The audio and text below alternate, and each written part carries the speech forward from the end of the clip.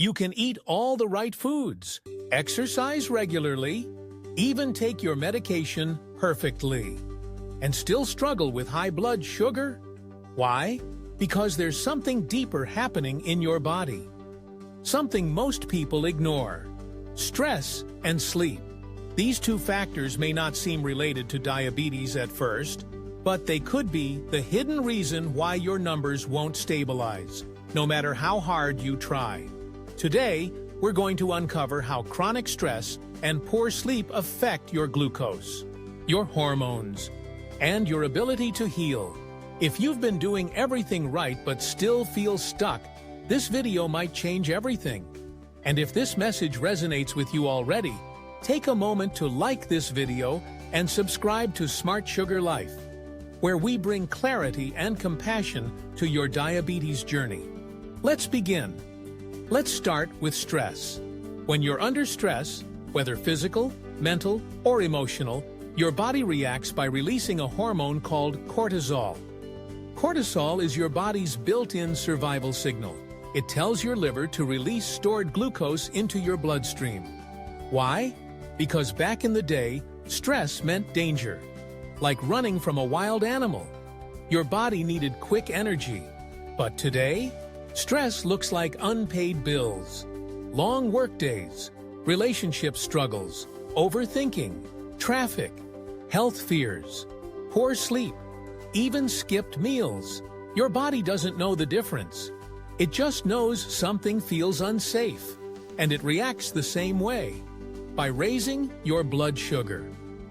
And here's the tricky part. When stress becomes chronic, your cortisol stays high for too long. And that means your blood sugar also stays high, even if you haven't eaten anything. This constant glucose release adds up over time. It creates insulin resistance, inflammation, weight gain, especially around the belly, and long-term burnout of your adrenal system. So if your blood sugar is high in the morning before eating, or if it rises randomly throughout the day, chronic stress could be the silent driver. Now let's talk about how stress affects your habits. When you're stressed, your body naturally craves quick comfort. That means sugar, carbs, salty snacks, anything to numb or distract from the pressure you feel. You might snack late at night, skip meals during the day, or stop moving altogether. These habits aren't about willpower. They're survival responses, but they end up making blood sugar harder to control. So what can you do? You don't need to eliminate all stress. That's not realistic. But you can train your body to feel safe again, even in a stressful world. Start with something simple. 5 deep breaths every morning. A short walk in silence after a hard conversation. Listening to calming music. Journaling your thoughts before bed. Saying no to things that drain you. These small habits lower cortisol and tell your nervous system, it's okay. You're safe. And when your body feels safe, it doesn't need to dump sugar into your blood. This is why stress management is blood sugar management. And it's also why 2 people can eat the same meal and have completely different blood sugar responses, depending on their stress levels. Now that we've uncovered the role of stress, it's time to look at the other half of the equation: sleep. Because even one bad night can affect your insulin and your entire next day. Let's talk about something that seems simple, but quietly affects almost every system in your body: sleep. We often think of sleep as just rest, something nice to have when life isn't so busy. But for your blood sugar, sleep is essential. In fact, it's one of the most powerful regulators of insulin sensitivity. Here's what happens. When you sleep, your body goes into repair mode. It resets hormones, it clears out stress chemicals, and it prepares your cells to respond to insulin properly the next day. But when you don't sleep well, or don't get enough hours, your body becomes resistant to insulin. Just one bad night can make your cells up to 30% less responsive to insulin the next day. That means you could eat your usual breakfast and have a much higher glucose spike than normal. It's not just the food. It's the way your body is processing it, in a tired, inflamed, and dysregulated state. Sleep deprivation also affects your hunger hormones. When you're sleep-deprived, your levels of ghrelin, the hunger hormone, go up, and your levels of leptin, the fullness hormone, go down. That means you feel hungrier. You crave sugar and carbs. And even after eating, you don't feel satisfied. This is your body trying to compensate for a lack of energy. It's asking for quick fuel, sugar, because it didn't get the full recharge it needed overnight. This pattern creates a dangerous cycle. You sleep poorly. You crave more sugar. Your blood sugar spikes. You sleep worse again. And if this becomes a habit, it contributes directly to insulin resistance, weight gain, and higher A1C levels. Now let's talk about the quality of your sleep. Because even if you're in bed for 8 hours, your body may not be getting what it needs. Things like waking up multiple times at night, taking too long to fall asleep, feeling wired before bed, or waking up tired, even after a full night's rest. All of these are signs that your nervous system isn't fully relaxing. Remember what we talked about with cortisol? That stress hormone also affects your sleep. If your cortisol is high at night, from stress, late meals, or screens, your body stays in alert mode.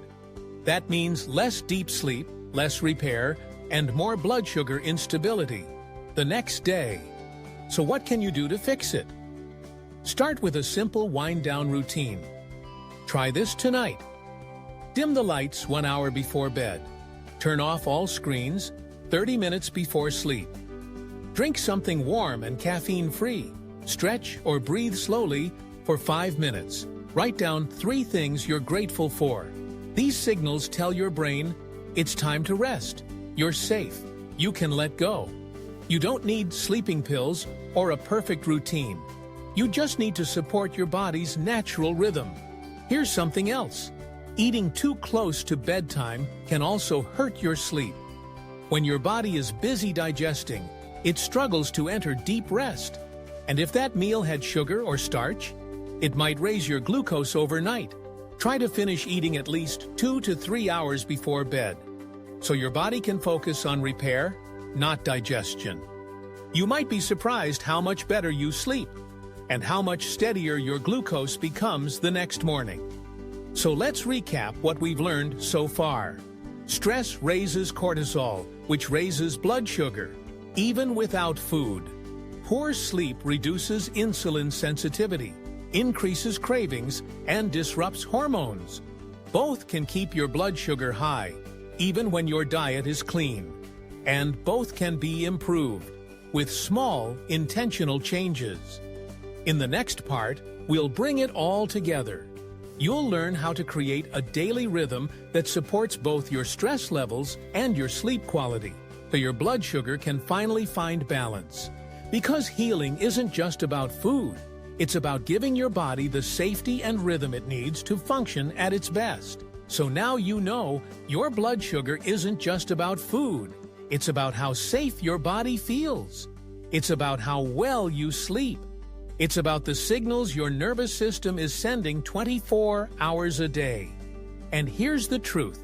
You don't need a complicated plan. You just need a rhythm, a way of living that tells your body, you're safe, you can rest, you don't need to panic. Let's talk about how to create that rhythm, starting with morning habits. Your first hour sets the tone for your entire day. So instead of waking up and rushing straight into stress, try this. Start slow, even just 1 minute of deep breathing before checking your phone. Hydrate.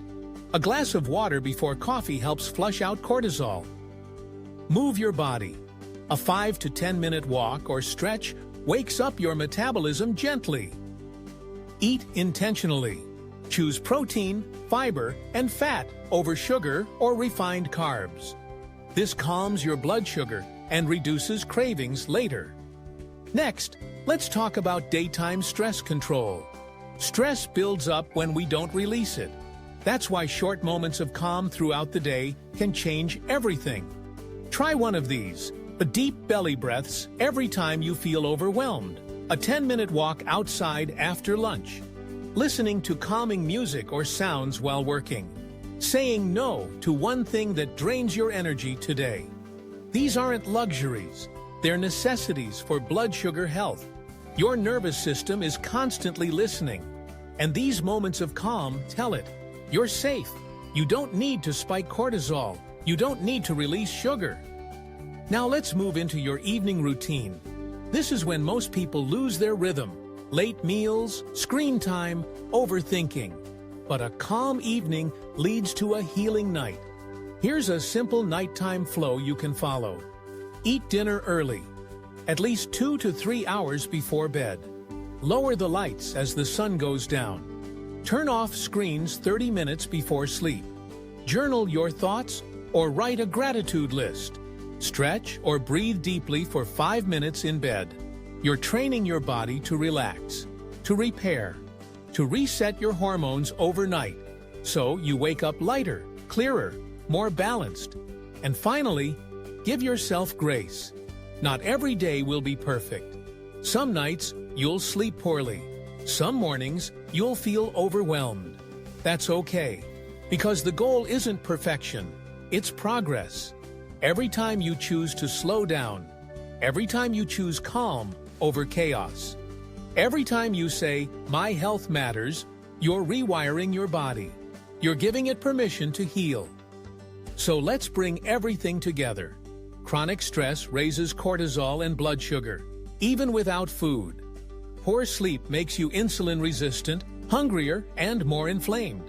Both can be improved through small daily habits. Breath, movement, light, stillness. You don't need to be perfect. Just present, consistent, and kind to yourself. If you've been stuck, if your numbers won't budge, if you're doing everything right and still not getting results, maybe the answer isn't in another food plan. Maybe the answer is in your nervous system, in how deeply you rest, in how calmly you breathe, in how gently you speak to yourself. Your body isn't broken, it's just overwhelmed. And when you create space for it to feel safe, it starts to heal in ways you can't always see right away, but you'll feel over time. If this video spoke to you, please like it, share it, and leave a comment below. What's one small habit you'll start today to support your stress or sleep? And if you haven't yet, subscribe to Smart Sugar Life for weekly videos that help you manage your blood sugar naturally, with science, compassion, and hope. You're not alone in this journey, and your healing starts with something as simple as this: rest.